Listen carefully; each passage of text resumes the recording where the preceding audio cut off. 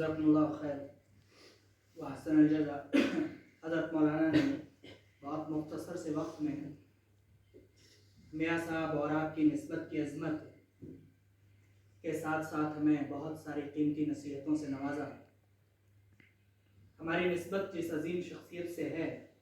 انتہائی نامساعد حالات میں بھی ان لوگوں نے بہت محنتیں اور بہت قربانیاں کی ہیں۔ مختصر سے 1 منٹ میں ایک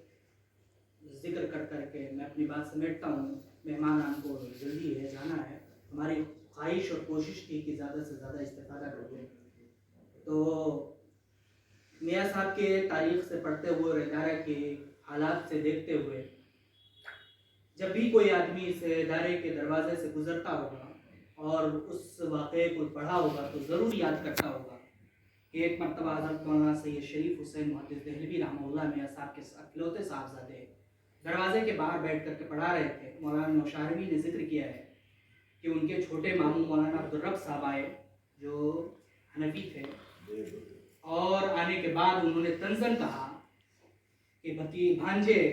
حدیثیں گلیوں میں نہیں پڑھائی جاتی ہیں، حدیثیں اداروں میں پڑھائی جاتی ہیں۔ وہ تاریخی جملہ انہوں نے استعمال کیا تھا کہ ماموں وہ دن دور نہیں جب ہندوستان ہی نہیں بر صغیر کی گلیوں میں حدیث پڑھی جائے گی اور لوگ پڑھنے اور پڑھانے والے ہوں گے، آپ پریشان ہوں گے۔ آج وہ دور ہے اور میاں صاحب کی کوششیں ہیں اور ان کی قربانیاں ہیں اور ان کے نسبت رکھنے والے لوگوں کی قربانیاں ہیں کہ بر صغیر کی گلی میں حدیث پہنچا دی۔ اور یہی وجہ تھی کہ عبدالحلیم شرر لکھنوی جو آپ کے شاگرد تھے، انہوں نے اس وقت کا آپ کو مجدد قرار دیا ہے اور یہی وجہ بیان کی ہے کہ حدیثوں کو عام کر دیا۔ اس کے بعد میں بصد ادب وہ التماس گزارش کروں گا فضیلت الشیخ عبدالحکیم عبدالمعبود حفظہ اللہ سے کہ آپ ہم طلباء کو اپنی کچھ نصیحتوں سے سرفراز کریں۔ فضیلت الشیخ عبدالحکیم عبدالمعبود مدنی حفظہ اللہ۔ السلام علیکم ورحمۃ اللہ وبرکاتہ۔ الحمد للہ رب العالمین والصلاة والسلام علی رسوله الامین وعلی آلہ واصحابہ اجمعین ومن تبعهم بإحسان الی یوم الدین، اما بعد۔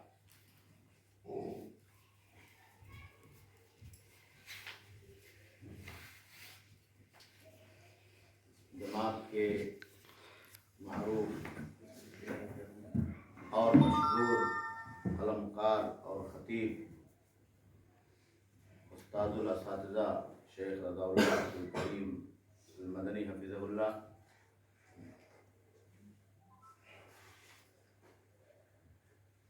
جامعہ کے موقر اور محترم اساتذہ کرام، عزیز طلباء، یہ ہم سب کے لیے بڑی سعادت کی بات ہے کہ ہم اور آپ ایک دینی مجلس میں ایک عظیم نسبت کے حوالے سے ایک عظیم جگہ پر موجود ہیں۔ اللہ رب العالمین سے دعا ہے کہ اللہ رب العالمین ہم تمام لوگوں کو اپنی علمی نسبتوں کو برقرار رکھنے اور اس کی حفاظت کرنے اور اسے بلند کرنے کی توفیق عطا فرمائے۔ یہ ادارہ جس عظیم المرتبت شخصیت کی طرف منسوب ہے، اگر تاریخ کے حوالوں سے اس کا جائزہ لیا جائے تو 2 چیزیں ہمارے اور آپ کے لیے بہت ہی اہمیت کی حامل ہیں۔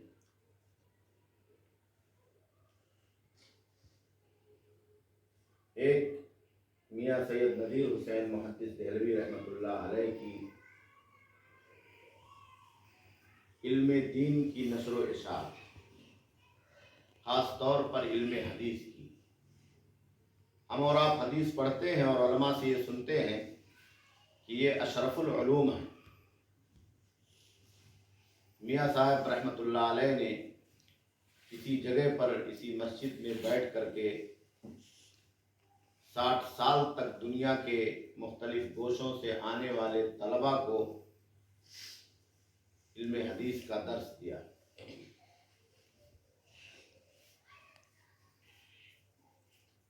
اس زمانے میں جو زمانہ میاں صاحب کا زمانہ اور ان کا عصر تھا، دلی علمی اعتبار سے صرف ہندوستان اور بر صغیر ہی نہیں، پوری دنیا کا ایک بہت بڑا عظیم علمی مرکز مانا جاتا تھا۔ عرب سے، انڈونیشیا سے اور افریقہ کے مختلف علاقوں سے طلباء اور اساتذہ، بڑے بڑے ماہرین فن یہاں علم حدیث پڑھنے اور سیکھنے کے لیے میاں صاحب رحمۃ اللہ علیہ کو ان گلیوں میں تلاش کر کے حاضر ہوتے تھے اور اپنی حاضری کو شرف سمجھتے تھے۔ یہ ہماری اور آپ کی اس ادارے سے نسبت کے حوالے سے بہت بڑی ذمہ داری ہے کہ ہم اور آپ بھی علم کے اندر اور تعلیم کے میدان میں اپنے آپ کو میاں صاحب کی اسی وراثت سے جوڑیں جسے انہوں نے دلی کی ان گلیوں میں بیٹھ کر کے نہ صرف یہ کہ جاری کیا تھا بلکہ پوری دنیا تک پہنچایا تھا، اور وہ ہے علم حدیث اور اس کی نشر و اشاعت اور اس راستے میں محنت اور جد و جہد۔ آپ کتابیں پڑھتے ہیں، بہت سارے علوم اور بہت سارے فنون آپ کو پڑھائے جاتے ہیں۔ ان تمام علوم اور فنون کو پڑھنے اور سیکھنے کے ساتھ ساتھ ہماری اور آپ کی زندگی کا ایک مطمع نظر یہ بھی ہونا چاہیے کہ ہم ان تمام علوم کے ساتھ ساتھ زیادہ سے زیادہ علم حدیث کو پڑھیں اور سیکھیں اور اس کی باریکیوں کو پڑھیں، تاکہ ہمیں اور آپ کو یہ معلوم ہو سکے کہ اس فن کے ذریعے سے دین کی خدمت کس طور پر انجام دی جا سکتی ہے۔ یہ میاں صاحب رحمۃ اللہ علیہ کی اس مسند اور اس علمی وراثت اور مرکز سے جڑے رہنے کے لیے ہم تمام لوگوں کی، خاص طور پر یہاں کے ذمہ داران، اساتذہ اور طلباء کی منصبی ذمہ داری۔ اور دوسری چیز، میاں سید نذیر حسین محدث دہلوی رحمۃ اللہ علیہ نے علم حدیث کی نشر و اشاعت کے ساتھ مسلک اور عقیدے کی بے پناہ خدمات انجام دی۔ میاں صاحب کی درسگاہ میں جو لوگ آتے تھے وہ دینی احکام اور مسائل اور ساری چیزیں سیکھنے کے ساتھ ساتھ یہاں سے علم توحید، عقیدہ، صحیح مسلک، اللہ رب العالمین کا سچا اور پیارا دین، قال اللہ اور قال رسول کی باتیں سیکھ کر کے جاتے تھے، اور اپنے اپنے وطن واپس جانے کے بعد وہ اسی مسلک کو اپنے اپنے علاقوں میں فروغ دیتے تھے۔ ان کے شاگردوں کا ایک بہت بڑا طویل سلسلہ جو نہ صرف یہ کہ ہندوستان اور بر صغیر میں پھیلا ہوا ہے، بلکہ آج سلفی دنیا کی اور اسلامی دنیا کی سربراہی کرنے والا ملک جو سعودی عرب ہے، وہاں کے جو قدیم علماء ہیں اور ان لوگوں نے جو توحید اور عقیدہ سیکھا ہے، وہ بھی ہمارے میاں صاحب رحمۃ اللہ علیہ کی دین ہے۔ بہت سارے علماء اس زمانے میں یہاں آئے اور ان لوگوں نے علم حدیث کے ساتھ یہاں سے مسلک کی حمیت کو سیکھا اور اسے اپنے